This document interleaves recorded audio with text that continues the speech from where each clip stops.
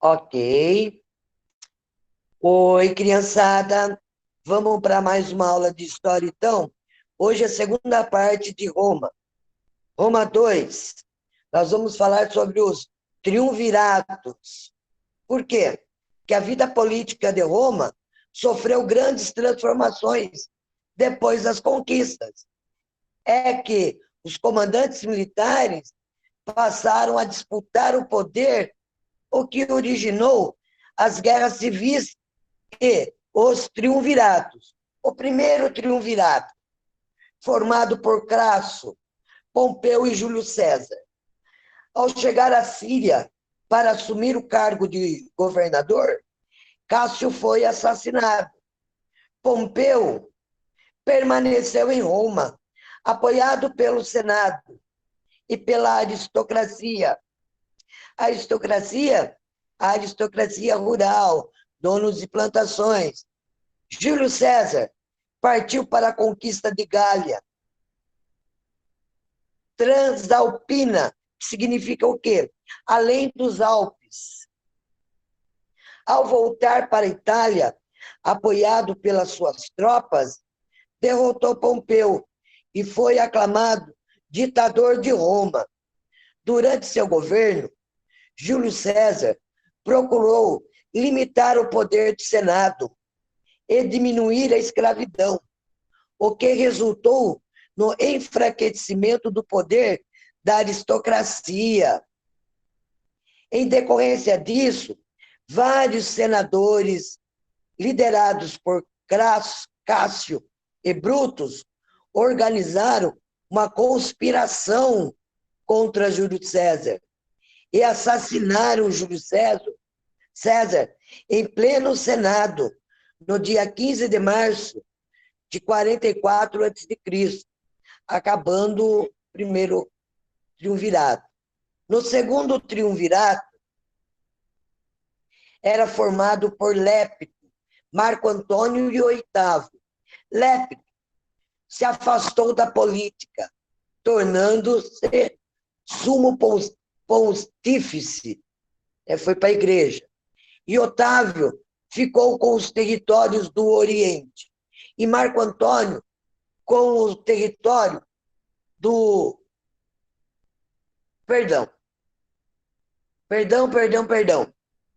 Otávio ficou com o território do Ocidente e Marco Antônio com os territórios do Oriente. Agora, no Egito, Marco Antônio aliou-se à rainha Cleópatra, estava apaixonado. Em virtude disso, Otávio declarou guerra de ciúmes, que o Egito era grande, poderoso. Então, formou-se a Batalha de Ácio, na Grécia. E Marco Antônio foi derrotado nessa guerra, fugindo para o Egito, que ele era aliado de Cleópatra. Então, ele fugiu para o Egito, onde vivia Cleópatra. Era o país que ela comandava. Então, ele se suicidou no Egito, junto com Cleópatra.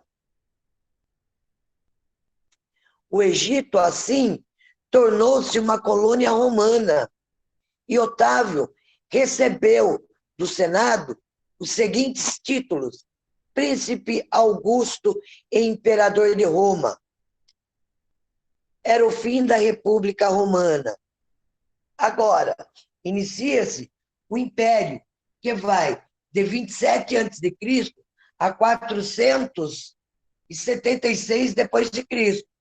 Otávio reduziu o poder do Senado e criou a Guerra Pretoriana para defender o imperador e garantir a ordem. Esse período é conhecido como Principado.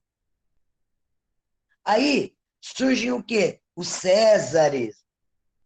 César Augusto e seus sucessores são chamados os 12 Césares. Os sucessores de Augusto foram Tibério, Calígula, Cláudio, Nero, Galba, Otto, Vitélio, Vespasiano, Tito e Domiciano. Agora, surgem os antoninos, que foram, de modo geral, melhores governantes que os Césares, que foram Nerva, Trajano, Adriano, Antônio Pio, de onde veio o nome Marco Aurélio e Cômodo. Agora, começam as crises. A crise do século III. O imperador romano já começava a enfrentar uma série de crises para o qual contribuíram os seguintes fatos. Os povos bárbaros começaram a ameaçar as fronteiras do império. Significa o quê? Começaram a invadir o império. As dificuldades enfrentadas pelos pequenos proprietários, que eram os plebeus, provocaram revolta entre os agricultores. Outros fatores: o exército estava desorganizado e indisciplinado. A moeda praticamente havia desaparecido do comércio, e o comércio e a produção de manufaturas foram enfraquecidos. Esses fatores contribuíram para o enfraquecimento do império. E foi nessa época que as ideias do cristianismo começaram a chegar em Roma e ter seguidores. Os imperadores moveram grandes perseguições aos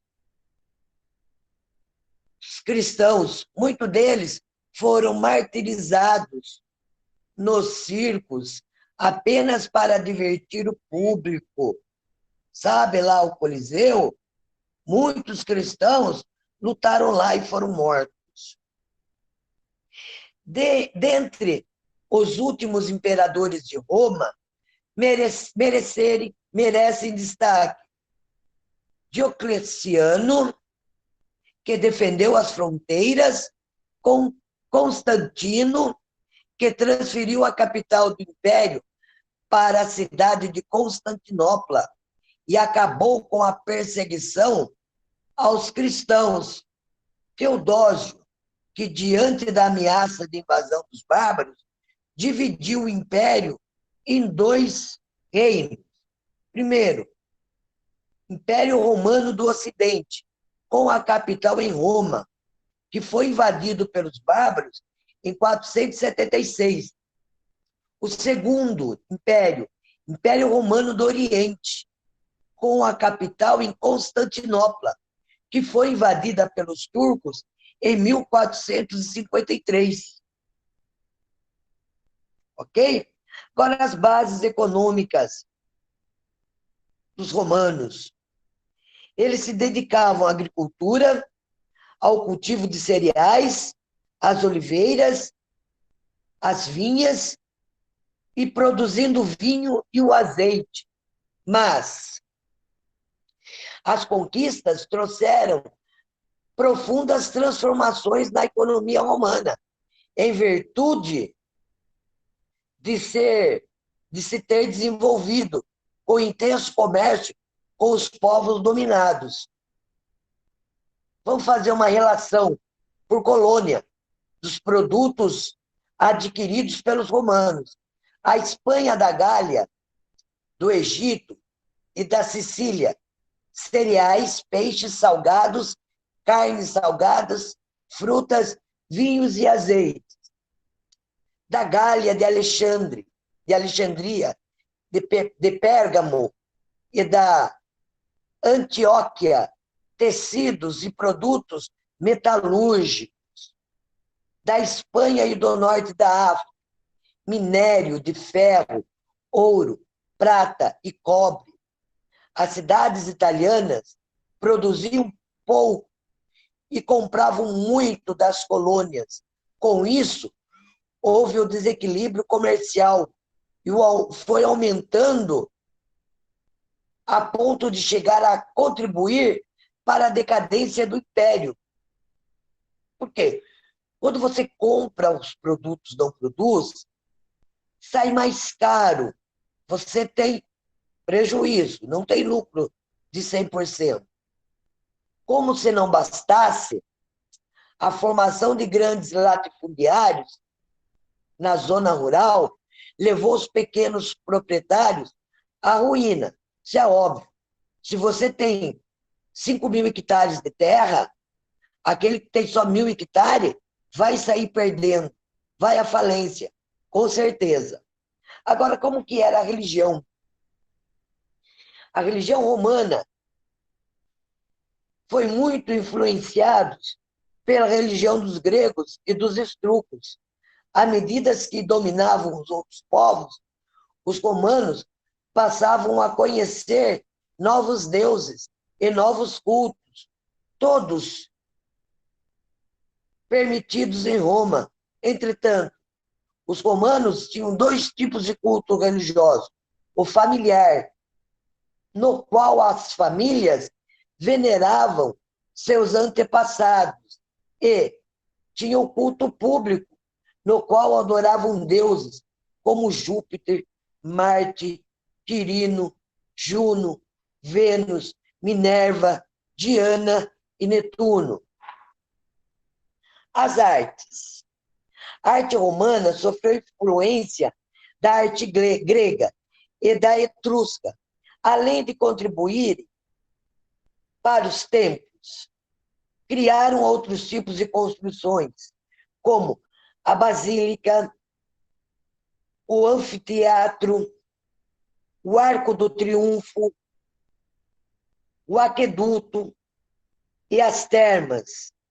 O maior anfiteatro romano foi o Coliseu, construído por Vespasiano e inaugurado por Tito no ano 80 depois de Cristo. Os aquedutos eram canais elevados que conduziam a água de um lugar para o outro. Eram construídos com o auxílio de arcos. Na escultura, os romanos criaram uma nova forma de expressão, que é o retrato. Eles gravavam as imagens das pessoas em cera, bronze ou em mármore. Hoje já é bem avançado, né? Agora vem o direito. O aperfeiçoamento do direito foi uma das maiores contribuições romanas.